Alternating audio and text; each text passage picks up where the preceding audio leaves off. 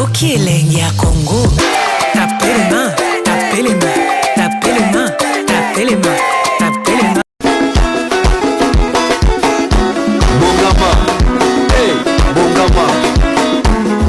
Tout se fait ici-bas, tout se fait ici-bas, tout se fait ici-bas, ici-bas, ici-bas. Bongama, yeah.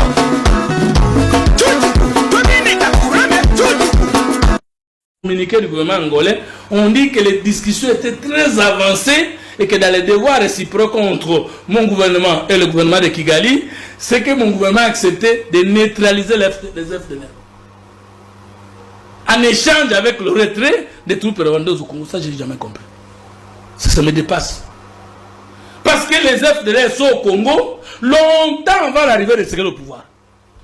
Et que via l'accord signé entre CNDP et Kabila, et même Kagame et ses patins, ils ont déjà dirigé le nord et le sud du Kivu. Pourquoi n'ont-ils pas eu l'occasion de mettre fin ou de neutraliser définitivement ces FDLR? Je n'ai pas compris pourquoi mon gouvernement a accepté ça. Je ne comprends pas pourquoi mon gouvernement continue-t-il à collaborer avec l'Ouganda, comme si toutes les déclarations, les menaces, les arrogances du fils de Museveni, je pense que ce que le fils de Museveni dit, c'est plus dangereux même que ce que Kagame dit. Est-ce qu'il faut le prendre au sérieux quand il parle de Kisangani? Mais pourquoi Kisangani et Walikale qui allaient tomber, le Walikale ville, ce n'est pas moins de c'est pas plus de 500 km. Je crois que c'est 400 km.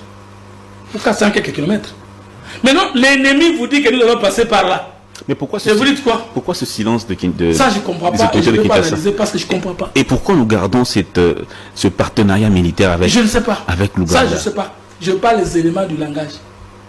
Ça, je ne sais pas. Je ne maîtrise pas. Donc, je ne peux ni condamner ni soutenir parce que tu ne comprends pas. Maintenant, est-ce une preuve que l'Ouganda est parmi les pays qui nous agressent? Est-ce que c'est une preuve? Je vais revenir sur la question.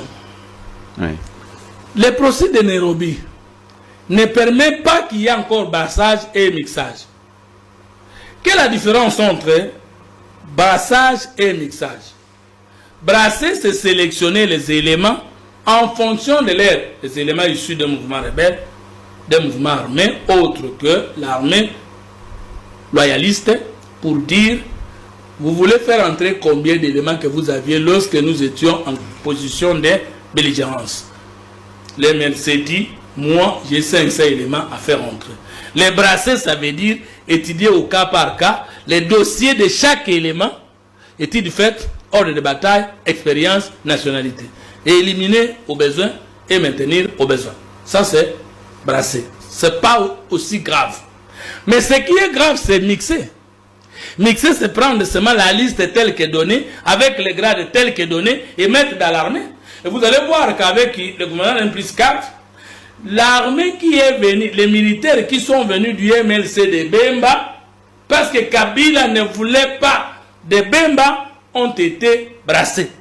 C'est-à-dire, ont répondu aux critères d'être intégrés objectivement dans l'armée.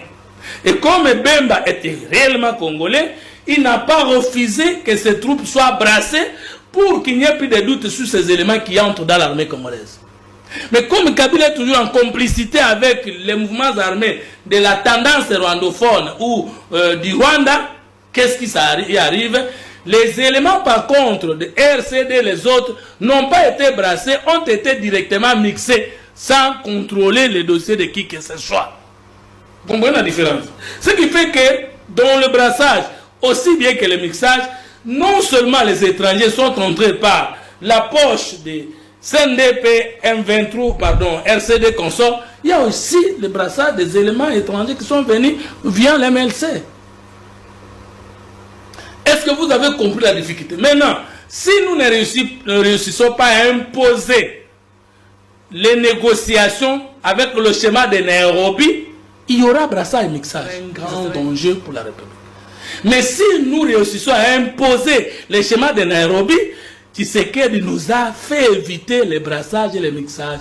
Parce qu'il n'y aura plus d'entrée en troupe des ex-éléments combattants dans l'armée congolaise. Mais pour arriver à cette logique, il faut avoir une puissance diplomatique, une puissance militaire, une puissance économique et une cohésion nationale forte. Alors, M. Fumutoto. Donc, je peux revenir sur la loi portant statut de l'opposition. D'accord. L'opposition, point K, tu étais 16-2. On termine là, puis je reviens avec Maman Naomi.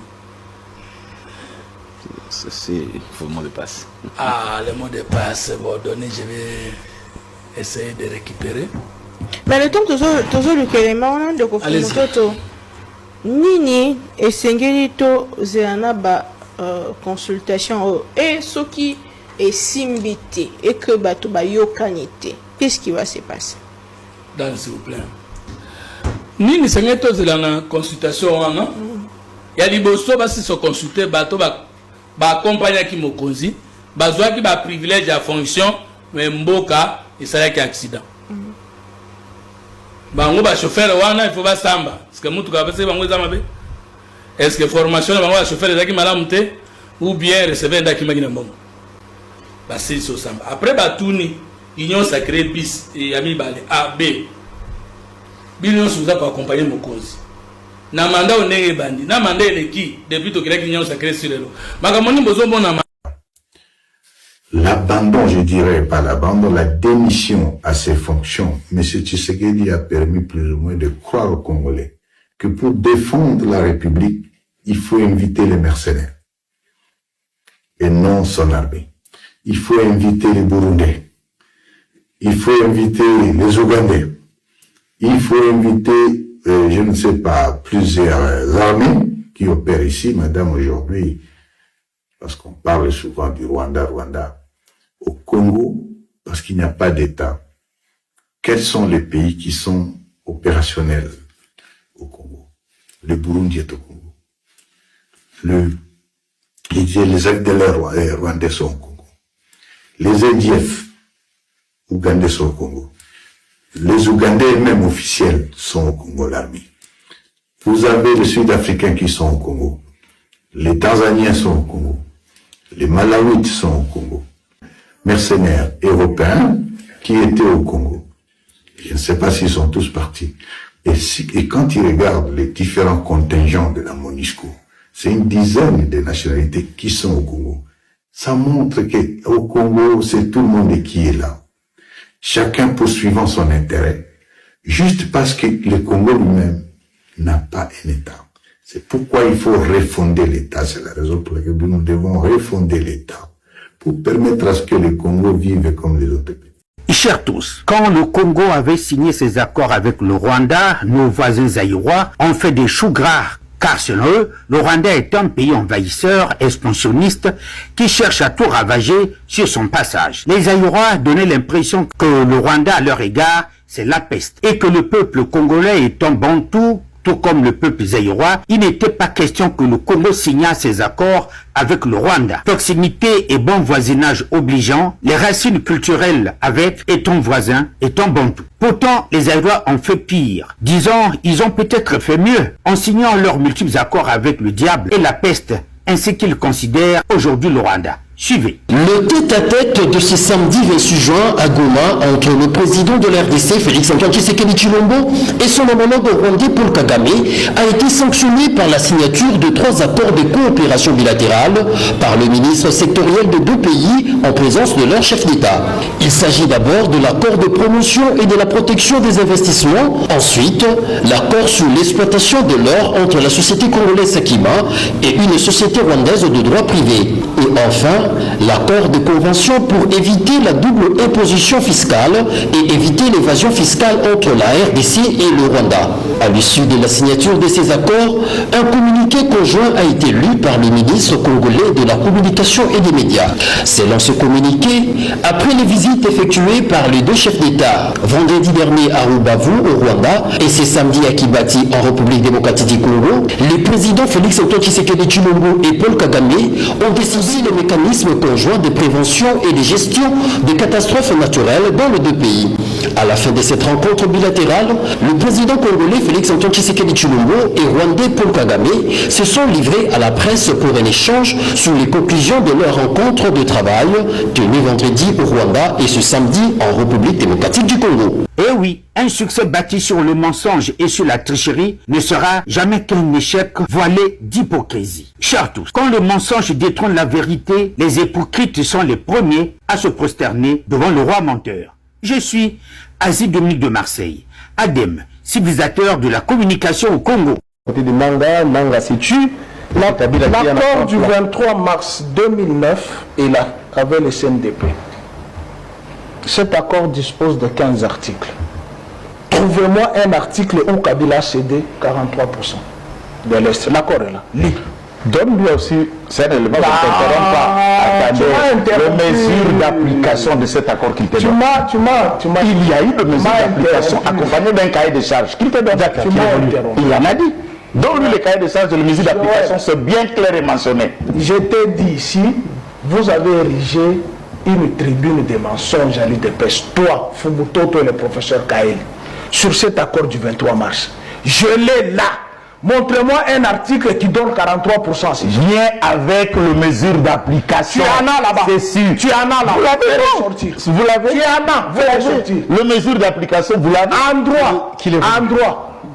Il incombe à l'accusé de prouver. Donne l'accord. Donne mesures d'application. Moi, je fais sortir l'accord. Que vous vous êtes acharné. Il n'y en a pas. 15 articles. 15 articles. Même de la transformation de CNDP. Le tout premier article est là. Transformation de CNDP. Des mouvements politico-militaires comme le MLC, qui était le mouvement rebelle, politico-militaire transformé en mouvement politique. Même mécanisme. Je suis content. Joël dit... La libération de prisonniers. Ils nous ont dit, ayez pitié de nous. Là, à Doha, ils nous ont dit, donnez-nous seulement un petit territoire, juste un petit là, comme ça nous allons libérer vos prisonniers. Nous avons dit, ça c'est le terrorisme d'État. On ne peut pas marchander un homme contre le territoire. Vous comprenez? Ils nous ont dit, même une forêt, ils nous suppliaient à Doha, même une petite forêt comme ça, donnez-nous ça, comme ça on va échanger avec les prisonniers. Ou bien libérer Lubero, comme ça nous allons vous donner vos prisonniers. Nous avons dit, ça n'est pas possible. Tshilombo a perdu la tête. L'hernie discale a déjà attaqué le cerveau de Tshilombo. En citant Joseph Kabila comme créateur de l'AFC, nous comprenons bien que Félix Tshilombo n'est pas en bonne santé. Il a besoin des soins pour sa santé mentale. Par manque de personnalité, le président des Kassaïens dit des choses comme un enfant de 3 ans à la maternelle. Paul Kagame a dit « Tshilombo est capable de tout, sauf de mesurer les conséquences de ce qu'il dit ». Par manque d'une bonne éducation, le fils de Sakina Tshilombo traite encore Moïse Katumbi de borderline. Qui a dit que Kagame, c'est son frère? Qui a nourri le M23 pendant 14 mois à Kinshasa? Arrivé au pouvoir par un accord, au lieu de s'occuper du social de la population, sa priorité était les tourismes et des promesses non réalisées, une compétition des détournements et la camaraderie dans le gouvernement. La vérité vous rattrape et la honte sur le visage. Les jours restent à compter avec les doigts. Abonnez-vous pour ne rien rater. Likez la vidéo et partagez aussi.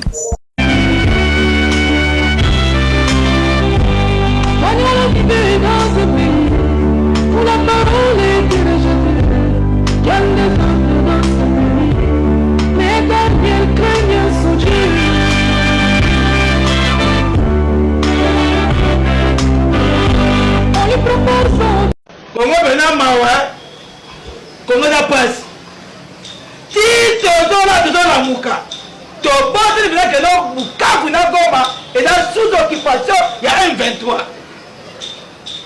gouvernement peut bon peut ta position mon côté quand les gens là sont pas une année 2 ans Goma Bukavu et ti la boko la M23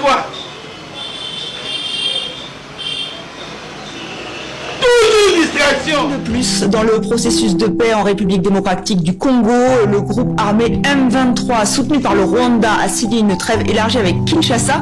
C'était ce matin à Doha. Le Qatar joue les médiateurs dans ce conflit qui ravage l'est de la RDC. Une signature qui survient après celle d'un accord de paix entre Kinshasa et Kigali. C'était fin juin. Bonsoir Romain Gras. Bonsoir. Vous êtes journaliste à Jeune Afrique, en charge de la région des Grands Lacs. L'Union africaine salue une avancée significative que le M23 soit présent avec Kinshasa. Déjà, c'est une étape importante. Et il y a un symbole, je pense qu'il faut pas minimiser, parce qu'il y a quelques semaines encore, c'était impensable d'imaginer un représentant du gouvernement congolais et une délégation du M23 se rencontrer face à face. Ça a longtemps été une ligne rouge des autorités congolaises, ligne rouge dont ils ont dû s'accommoder au fur et à mesure du contexte aussi, à la fois diplomatique et sécuritaire. Et puis ça intervient aussi après 3 mois de discussion à Doha qui n'avaient pas eu vraiment de résultats concrets jusqu'à la signature entre la RDC et le Rwanda à Washington.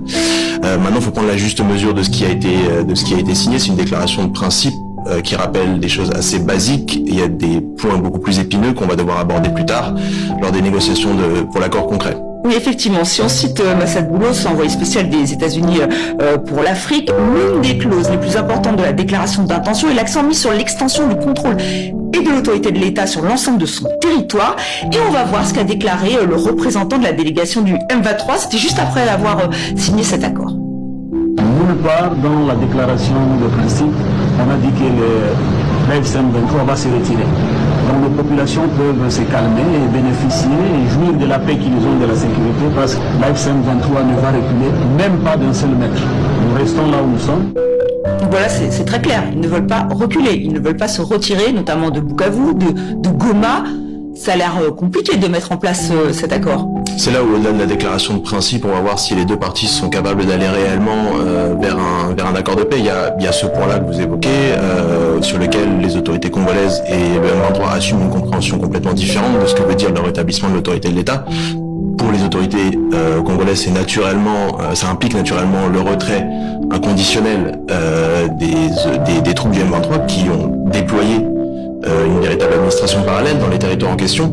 Et pour le M23, il n'a jamais été question, c'est plutôt assumé dans leur discours, de se retirer des endroits qu'ils ont conquis. Donc c'est un point parmi d'autres dans l'accord. On peut citer aussi les mesures de confiance que les rebelles demandent pour la mise en place, qui va potentiellement poser problème au moment où il va falloir rentrer dans le vif du sujet. Voilà, entrer dans le vif du sujet, et pourtant le calendrier semble court, puisque tout devrait être résolu à partir du 17-18 août 2025. C'est le calendrier qui a été dévoilé ce matin. C'est tenable ou pas ? Il va falloir voir comment et sur quelle base les discussions vont pouvoir se lancer le 8 août. C'est la date prévue pour le début des négociations à proprement parler sur l'accord. C'est plus ou moins similaire à la méthode qui a été utilisée par les États-Unis dans leur propre processus, qui est un peu conjoint avec celui du Qatar, c'est-à-dire un timing très très court, avec une forte pression diplomatique de leur part et de celle du Qatar pour faire en sorte que les parties trouvent un compromis.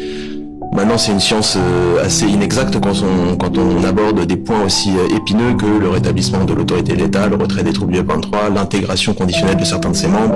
Oui, et plus de 20 ans de conflit. Alors c'est vrai que Donald Trump a dit qu'il voulait être un faiseur de paix, il voudrait même le prix Nobel, semble-t-il. Est-ce que là, la pression américaine pourra suffire ? Est-ce qu'il y a des leviers ?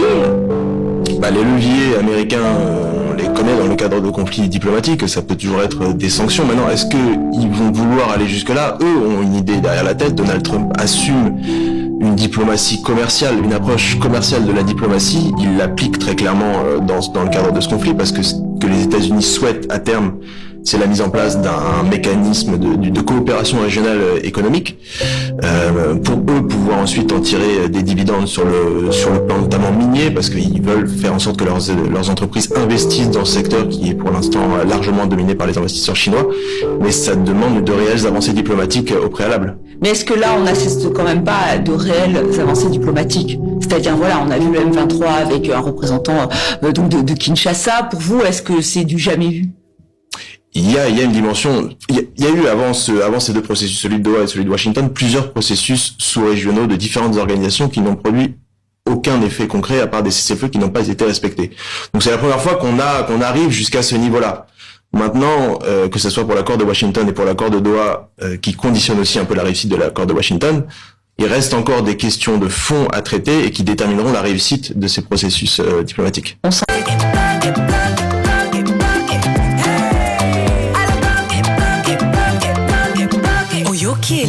Congo, tapez les mains, tapez les mains, tapez les mains, tapez les mains.